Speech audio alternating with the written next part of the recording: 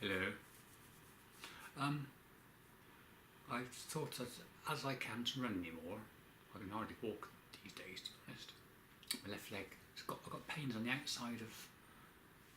front outside of my left shin now, just to add to my other complications. So I thought, well, as I can't barely walk now, I'd do a history of, put myself off again, talk through my running career. It's worth starting talking about my running career by adding that I was born with a club foot. So I had an operation on that not long after. I obviously can't remember because I was only a baby, but I had an operation on my foot in the first year and had to wear a plaster cast, I think, for the first year. And there's another video on YouTube of my corrected club foot. So apparently there's a lot better ways of doing it these days. This was 1966 I was born. Well, I had quite severe surgery, as you can see from that other video. So I had the operation at when I was first born, and then I had another operation when I was 6 at Winford Hospital, just outside Bristol. I can't remember much about it, but I can remember being there for quite a long time. All I can remember is being taught how to walk after the operation. Heel, toe, heel, toe, heel, toe. I was taught to walk. So I had that when I was 6, and then went to South Africa when I was 7 in 1974. And no running took place as such, no sort of organised running. Obviously I ran to do things. The first running I can remember is towards the end of probably the last year, probably the last year I was in South Africa. They organised a sprinting competition because there was an inter-school competition. I was in junior school, only being about 10 or 11, and so we only had sprinting events. They didn't make us do any running longer than that at that stage. So they had a sprinting event, and in spite of the fact that I had this corrected club foot, I still couldn't work out why I couldn't qualify for the school. I can't remember where I finished, but I didn't qualify to run for the school. And after that, I left South Africa in 1977, December, and started school in Yate, in Bristol, near Bristol. It might be in Bristol one day, you never know where things are going, with cities growing. I'm not sure if it was the first year I was there, but they had a cross-country team, and for some reason, I think perhaps I obviously recognised I couldn't sprint because of my foot by that stage, but I could keep running for quite a long time, so I tried to see if I could enter the school team for a cross-country, and admittedly I was the slowest of the team members, and admittedly not many people volunteer for cross-country running. I did actually get into the team. I think there were 6 runners for each school in the North Avon Championships, and I was the 6th and last member every time. I can't remember many races. I can remember Brimsham Green School for some reason. I think that might have been the first race. I remember my mum buying me some nice trainers that I liked to wear. And any other race I can remember, I used to finish in the 50s, 60s. I think I might have finished in the 40s once. I can't remember exactly. Then the other race I can remember is I was obviously the slowest of the 6 in the team. Someone But there was also an Avon Championship where they used to put in, I think, 3. I'm not sure exactly. But my PE teacher came up to me and said, someone's pulled out of the Avon School Championships. Will you do it? Will you run? And I was torn because I wanted to do it, but also I had an injury in my, I think it was my right thigh, I'm not sure exactly. And I didn't want to say no, so I thought, in my mind I reasoned, I've got a club foot, so surely the fact I've got a slightly sore right thigh shouldn't really matter because I'm struggling with my club foot anyway. So I said yes, I'll do it. And I finished the race. I think it was at the Grange School in Bristol, over Oldland Common. And I came in about 70th, I think. I didn't finish last. I never finished last. So that was when there was school cross-country championships as well. And I think I came. Also bear in mind that lots of people, if you ask them to do a cross-country run, they'll do it as slow as they can. Whereas my theory was, once I finished. So I always used to do it as fast as I possibly could. I thought I also used to bear in mind that I would get lost if I was leading. It's guaranteed I've got a terrible directional sense. So that's my excuse, never running a race. And in the school championships, I think I came 4th in one year and 5th in another year. I was only there for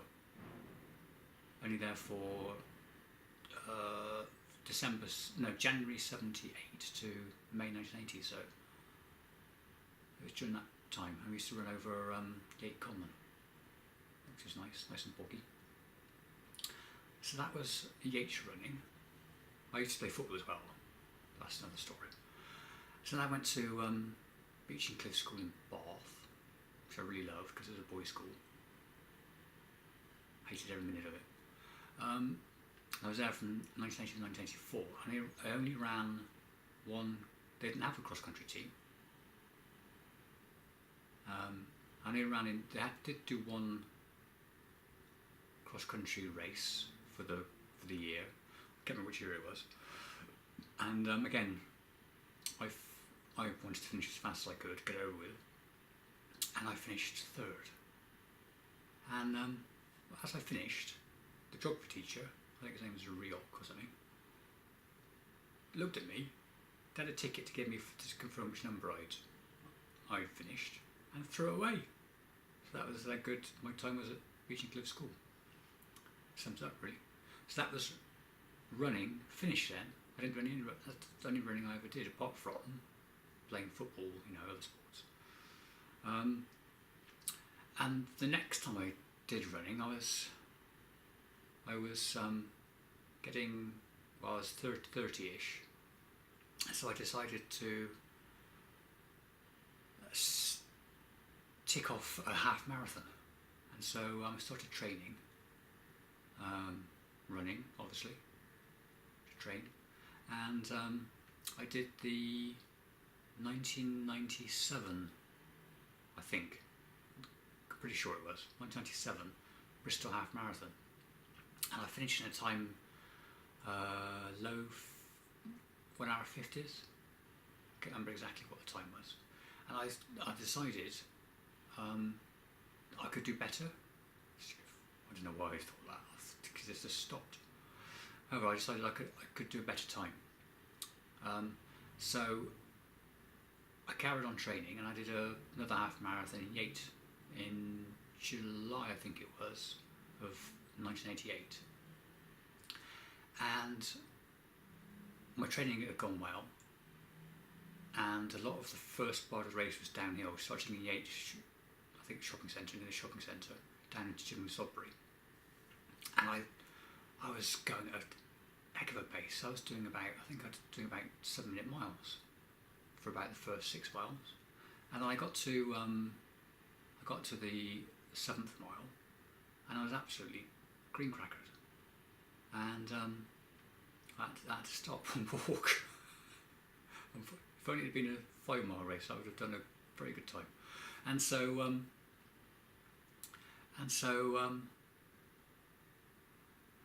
I was absolutely exhausted. I couldn't run anymore. And the problem was the circuit, for people who couldn't run after getting halfway, the circuit was a loop, one big circle loop, and the point I was at, I was 7 minutes away from the finish. Sorry, 7 minutes. 7 miles, I knew it was 7 minutes. 7 miles away from the finish. I was as far away from the finish as I could be. But I couldn't run. So I had to walk. I had to walk the remaining, 6 miles, wasn't it? 6 miles to the finish. And I had people waiting for me at the finish. So I had to get there. I did see an ambulance at one point. I did consider asking for a lift. Other than that, though, no, I walked the remaining 6 miles until about half a mile from the finish, and then I ran. But it was, the other thing to mention was it was a ridiculously hot day. It was July, and they started the race at 11 o'clock. It was so hot, and a lot of the course, once you've left Chipping Sodbury, was with hedges surrounding the road, so you got no breeze either. So it was quite hot and hard work. So I was looking at the watch, not wearing it at the moment. It's not allowed to be a fit band, and I looked at the watch. I thought, I've got to beat 2 hours, and so like I said, I ran, I think probably about the last half mile, and finished just under 2 hours and about 1 hour. No, it was definitely 1 hour 59. I made sure I finished below the 2 hours. So that was the Yate half marathon. Then there was the Bristol half marathon again in October of '88, and I did it in a very good time of 1 hour 46. I think on my own watch, because obviously there's a queue to get to the start line. I think on my own watch was about 1 hour 44, so I was really pleased with that. So then I decided that's enough. I've run enough, because like I said, I've got club foot. I've got one leg shorter than the other as well, by about half an inch. So so I decided that was a good time. I was happy with that. And then what happened first? I've forgotten now. Yes, I moved to Dublin, and they do a. I've discussed this before on YouTube. I'll try to remember again. They did a marathon. I thought, I'm doing a half marathon. I'm reaching another age, 40ish. I'm 40ish. 2007 it was. I was 41. Yeah, I'm 41. Let's try and do a marathon. So I had to start training again, and I started training in Reading. Yeah, started training in Reading. I did a mile, which took forever. I didn't think the mile would ever end. So I hadn't at that point decided to do Dublin, because I didn't know I was going to Dublin. So I decided to start training again and get fit. So that was it. And I did a mile, and I never thought the mile would end. And then did some more running, and I then did the Forest of Dean half marathon. And I can't remember why I didn't wear my fitness, my Garmin, I'm not sponsored by them, my Garmin watch. For some reason I didn't wear it, and I wasn't as fit as I could have been, but I managed, because I was with a pacemaker, I managed to do it in my fastest ever half marathon time. Unfortunately, I didn't write it down, and I didn't wear my watch for recording my time. And I've checked the website recently in the last year, and I haven't got results that long ago. So I think it was definitely under 1 hour 44 that I'd done in Bristol, and it was helped by the fact that the last mile was all downhill. If it had been uphill or perhaps level, I probably wouldn't have done it, but it was all downhill, so that's marvellous. And then I did the Dublin Marathon, which I've discussed previously on YouTube, but just to summarise, I hadn't done much because of my my leg issues. I couldn't train as much as I wanted to because I do a lot. If I do a long run, like a half marathon, it takes me a good week to then recover enough to be able to run again. Not only that, I kept getting blisters on my toes, which stopped me running as well. I couldn't even do once a week.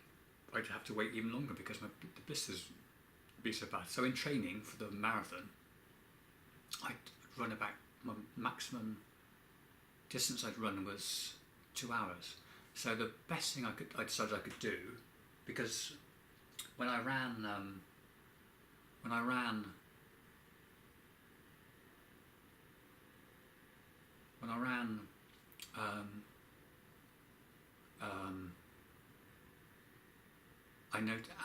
tried to recover afterwards, I noticed that it was my thighs that I struggled with the most.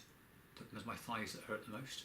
So I decided, okay, I can't run. I'll just go on an exercise bike. So I used to supplement my running with exercise bike, and so that's what I did.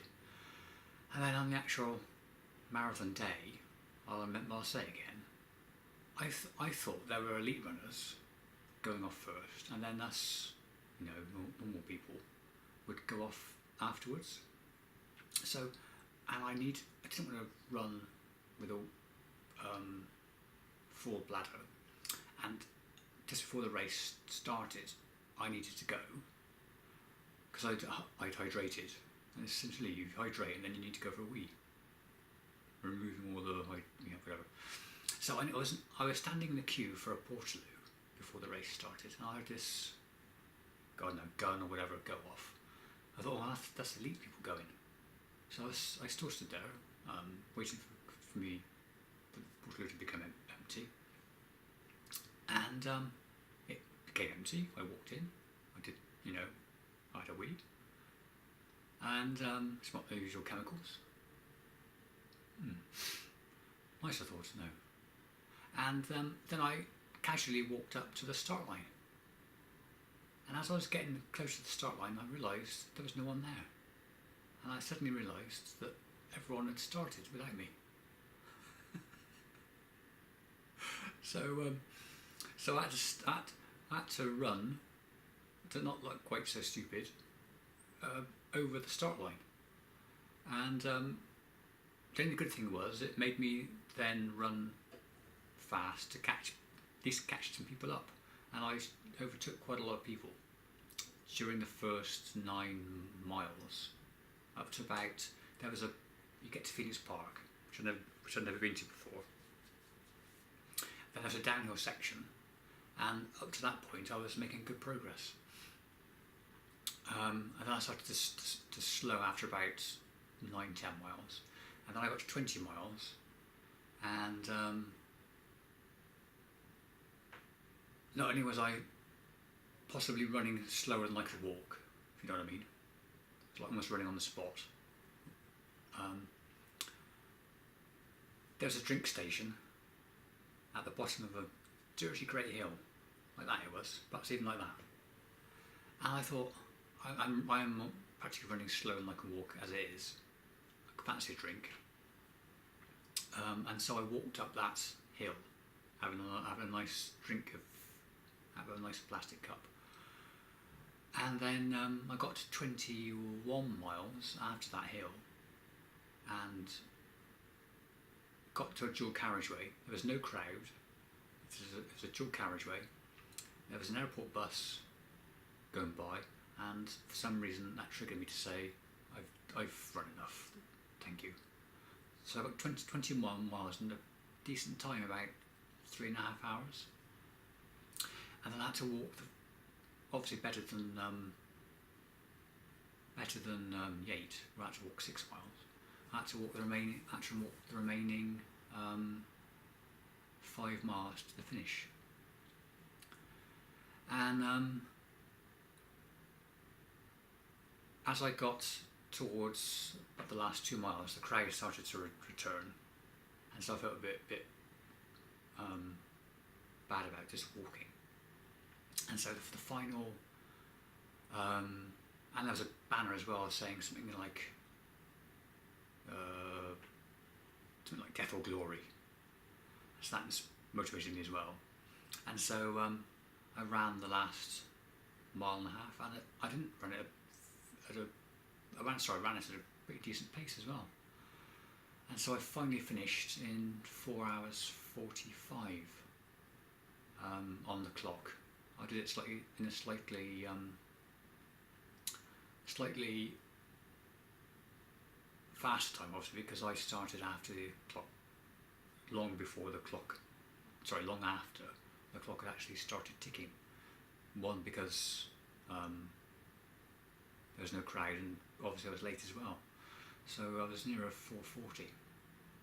And then next day I was in before I forget as well, they had a massage service after the race for the runners, and I got there, and apparently I was too late to have a massage, and so I was a bit annoyed. I must admit, I might even have sworn. I was a bit annoyed about that. One, because if you can do it in a fast time, sure you don't. That's one. Two, you don't need to massage, do you? You're fit enough as it is. Whereas that's 3. I'm not sure I've actually made 3 points, but that's 3 anyway. Us people who are slow, we need the massage the most, don't we? So why back up after 5 hours?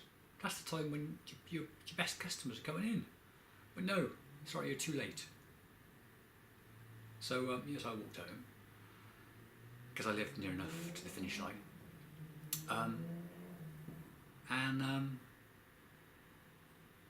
Luckily I wasn't working by that time, October 2007, because the next day I could hardly move, let alone these people who do a marathon a day, you're having a laugh, aren't you? I can't believe that's true at all.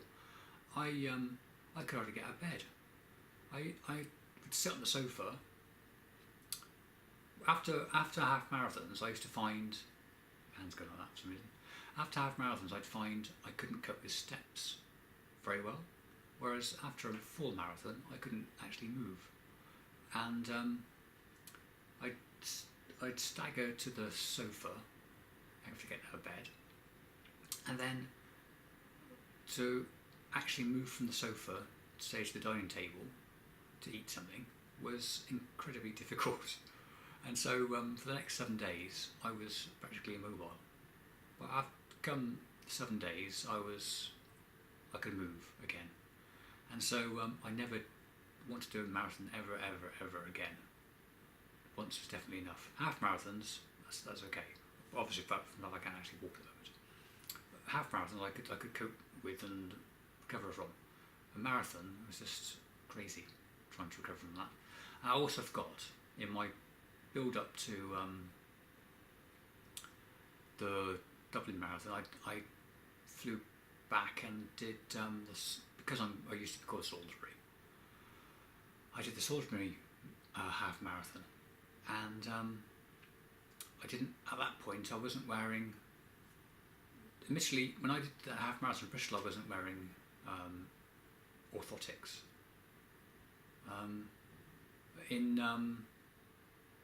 I started wearing them because I discovered them, orthotics, and things you put in your shoes to help you walk properly. I didn't have them. I can't remember what happened with them. I lost them in the house move somewhere. and so I decided to do the Salisbury half marathon, and without wearing orthotics, and that was the worst half marathon ever. I had family there, and they had to wait for me again, and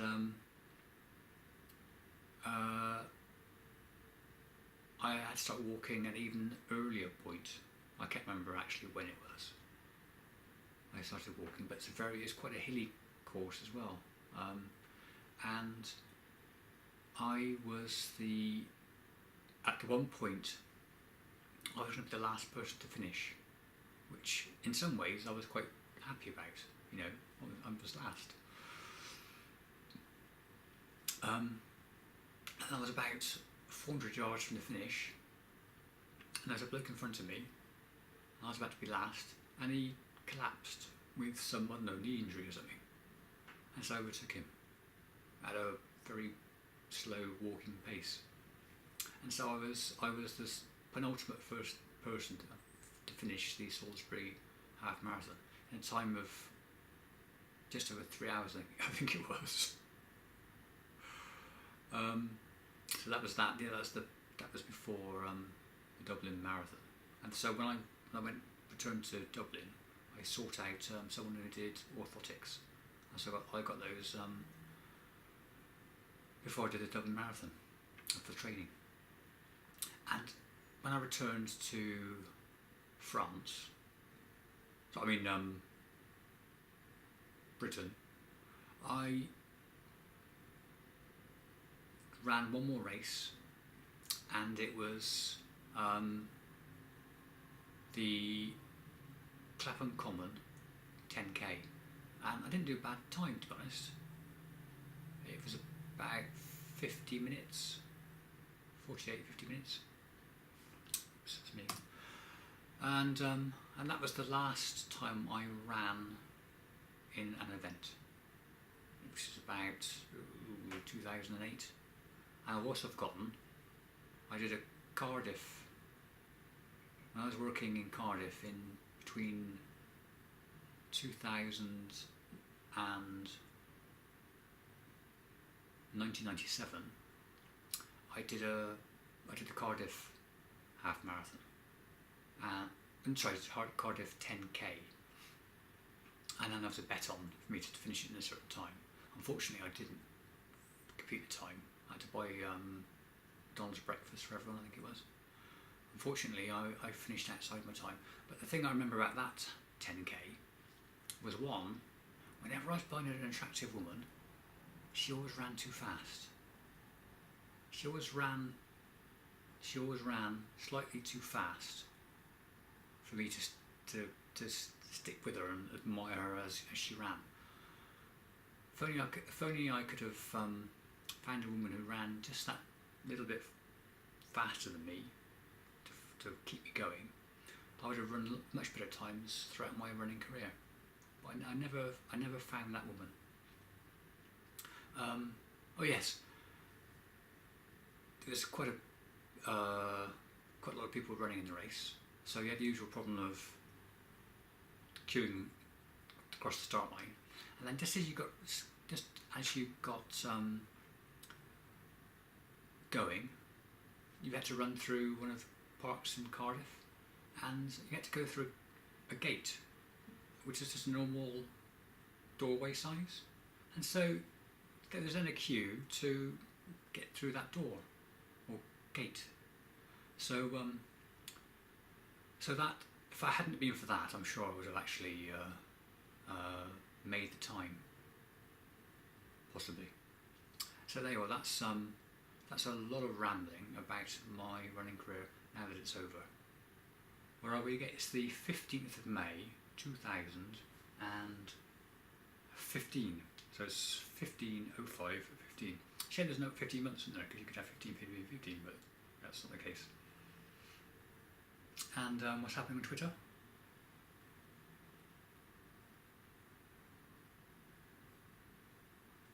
That's happening on Twitter. I can't actually see it because the noise is so bad. Felder and Felder.